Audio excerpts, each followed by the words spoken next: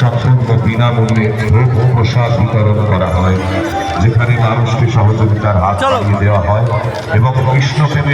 প্রেমে সমস্ত মানুষকে আপনার সঙ্গে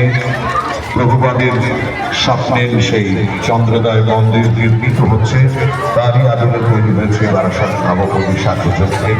এবারের ৪৭তম বর্ষে বার্ষিকী